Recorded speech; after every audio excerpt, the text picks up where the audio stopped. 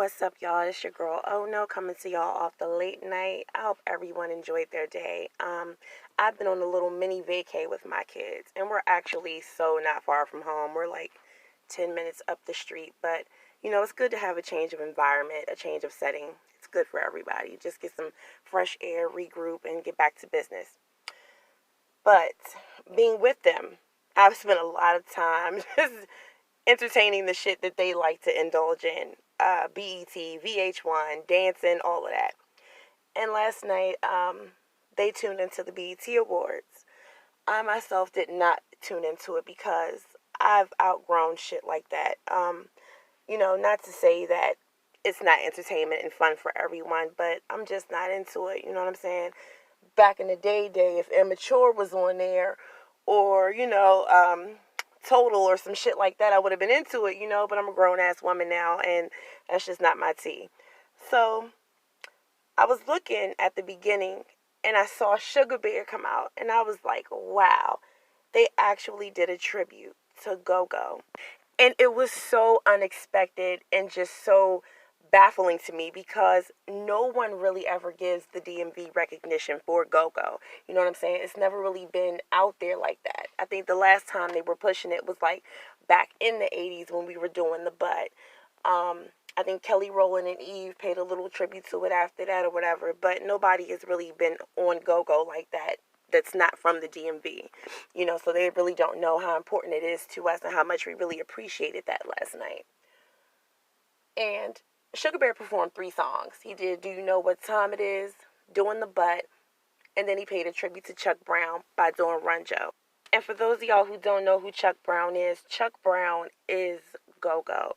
He is the founder, the godfather, the father of Go-Go. It originated from him, and technically, it originated from Africa. But Chuck is that nigga. Believe that. So it was a really big deal to me when I saw that shit on that stage. I was amazed and proud as well. Sugar Bear could have stood there and took all of that glory for himself. But for him to take the time out to be like, nah, I gotta give props to Chuck. That's what's up. And I believe in paying homage. And speaking of which, let me go ahead and get into this right now. So last week, I believe it was Thursday, Miss Olivia the Oracle did a live, and she had a call-in, and I actually took the time out before my meeting to call in and give my opinion on a situation. So I'm looking down in the comment section as I'm talking, and I seen someone comment, oh, that's Oh No, she did the Monster KO. I like her, but I don't understand why she hates Phi Babe so much. I don't hate that woman. And I don't know anyone on YouTube that could hate someone on this bitch, because how can you hate someone that you don't know? See, it's not that I hate her. I dislike her. And I'm going to go ahead and throw this shit out there too real quick. It's a difference between inserting yourself in the beef and speaking on the beef. I'm so sick of being on here, hearing motherfuckers say, y'all sitting up here, you inserting yourself in the beef. You inserting yourself in that beef. That don't have nothing to do with you. This don't have nothing to do with you. You inserting yourself. You inserting yourself. Let's be clear and let's be real about this shit. Anyone who is a content creator in this sector, you had to insert yourself in something at some point to even be in this shit. And that's the bottom line. Any content creator that has not done that in this sector, let me know. Now back to business. Homage. When I first got on here, my first run out the gate, Tasha K and 7 Stars gave me my L, okay? They introduced YouTube to Oh No.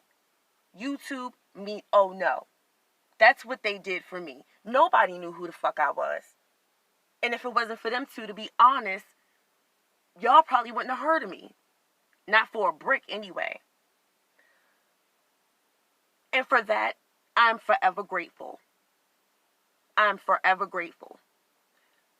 I'm a real ass bitch. And I don't play with lack of humility. You know what I'm saying? I'm humble as fuck. And I appreciate that shit. Because if it wasn't for them putting me on, I wouldn't have been popping the way that I was popping. When someone feeds you, what the fuck do you look like biting their hand? And see, this is what fucks me up about 5'8", because it seems like she bit the hand that fed her. And she's having a problem with taking this ownership. She seems to think that in her mind, she boosted her subscribers. She put herself on the map. She did this for herself. And what I'm trying to instill is that it didn't happen that way. Sean did that shit for her. And he also did it for Rita too. And that's the reason why, in my mind, those are the two most ungrateful bitches on YouTube, period. And to keep it a motherfucking buck, if it wasn't for them two riding on the backs and riding on the coattails of Sean Bradley and Club Chat, them subscribers wouldn't have came up the way that they did. It just wouldn't have fucking happened. They don't see it that way. Don't ever bite the motherfucking hand that feeds you. I would love for the two of them to be honest with themselves and be like, you know what? This nigga did help me. He did boost me. He did get me the clout that I wanted. Even though we fell off right now, I still have a certain level of respect for them. See, no matter what the fuck happens, if Seven and I, or Tasha and I, ever have an issue that we disagree on and we don't see eye to eye on, no matter what, I'm still, in my motherfucking mind, as a real ass bitch, I'm going to have a certain level of respect for them because they did something for me that I couldn't fucking do for myself. And that's some real shit. Is Sean Bradley perfect? Nope. Does he fuck up? Yup. Is he human? Yup. Just like the fucking rest of us. Just like all of the rest of us. And on YouTube, there are too many motherfucking big I's and little U's. And so many double standards. That do as I say, not as I do, I can but you can't type shit. Fuck that. Fuck that. And it's amazing to me how when motherfuckers start beefing, they just say what the fuck is on their mind. Like they have the freest expression in the world. You're ugly, you're fat, you're dirty, you're broke, you a bum ass bitch. You felt the same way about the motherfucker before y'all got into the beef. And unfortunately, it took for some fuck shit to happen for you to say what was on your mind instead of just being a real ass bitch and saying the shit anyway. And see, I'm not on this bitch talking about how Chris came over in the middle of the night with the bag of groceries looking confused as fuck. I'm not talking about no long ass titties. I'm not talking about 50 Cent. I'm talking about characteristics. I'm talking about repetitive behavior. That's what the fuck I'm on. And see, my thing is, I don't think that you should throw the past up in somebody's face if they're trying to change. But if I see you every day over there on your best bullshit, how the fuck do that look? You a swagger jacket like a motherfucker. Yeah, you and Tracy going through some shit right now. Yeah, y'all beefing. But you just gonna take her whole shit? I'm the YouTube reporter now. I got this. I got this. Like, damn. In the words of Armand, be original, bitch. Everybody running around this motherfucker calling the FBI on issues that don't exist. Shit, let's call them on this motherfucking thief. Because this bitch over here is stealing like shit. You stealing subscribers. You stealing ideas. You stealing fucking titles. Like, come on now. Come on now. And another thing that was like really fucked up, and I called it out at the time.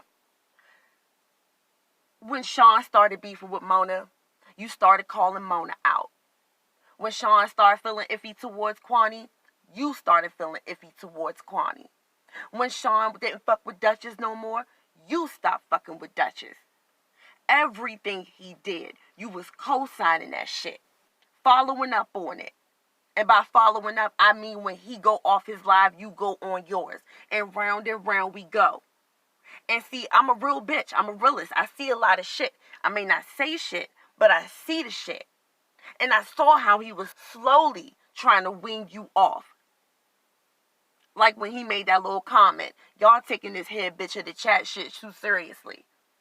See, in his mind, he was thinking, what the fuck have I done? This bitch think we a motherfucking team now. So he had to treat you like he would one of his little side niggas. You know, yeah, it was cute for the meanwhile or whatever. It's been real, but I gotta fucking go. And I know that if I let you go too fast, you're going to go through some major withdrawal symptoms. So let me take my motherfucking time. But I am going to cut you loose. And that's exactly what happened. Man, shit. And to keep it funky with y'all and to keep it a buck, I don't even know how much longer this YouTube shit is going to last for me. I really don't. Because, honestly, the passion to even do this shit is dead. It's dead. And I do want to continue doing it, but I want my platform to be based on something like totally different. Totally different. Because I'm not a flip-flopper in real motherfucking life, and I refuse to be one on this bitch.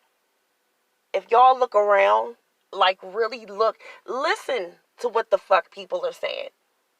The dynamics just keep fucking changing. 1 minute they fuck with you, the next they don't. 1 minute you with them, the next minute you without them. It's like being in a fucking badass marriage. Oh my God, is he over there with her again? I thought he didn't like her. Oh my God, what if he likes her better than me? Oh my gosh. He said he wasn't gonna fuck with her anymore. I just don't understand why are they back together? What is he doing there? God. You know what? I'm going to teach him a lesson. I'm going to teach him a fucking lesson that he'll never forget. I'm going to fuck with someone that he doesn't want me fucking with anymore so he can see how that shit feels. That's what the fuck I'm going to do. Oh, I'm so sick of going through this. To a lot of people, this shit is a game. But the scary part is that some of them take this shit very seriously. It's affecting their lives. Their relationships. It's causing them their livelihood. Like, people are really on this bitch going through some real life issues based off of YouTube. That's nuts. It really is. It's fucking unbelievable is what it is. And that's why I was telling myself, like, I was really debating on whether or not I was going to come back. I really was. You know, and I'm not fucking inhumane. That shit that happened with Mona, man, I went hard. A lot of people did. You know, a lot of people went hard on her. But I went hard as shit. I know I did. And I'm going to speak for myself. And then after the fact, I'm like, well, damn. You know, this woman, whole team turned on her. She lost a gang of subscribers. Started fucking with her health and shit. You know, and see, that's when it gets to the point where it's like, all right, it ain't even that serious. It's really not. You know, and it takes a real bitch to admit the fact that she looks deep within herself and tells herself, you better than this shit. Because hurt people hurt people. And I've been hurt, but I ain't that goddamn hurt. Not to the point where I'm trying to ruin somebody's life completely. Anyway, y'all, my little battery about to die, so I'm going to go ahead and get up off of here, but I'll be back on here tomorrow. I just had to get that off my chest and go ahead and vent a little bit. Shit, better out than in, you know.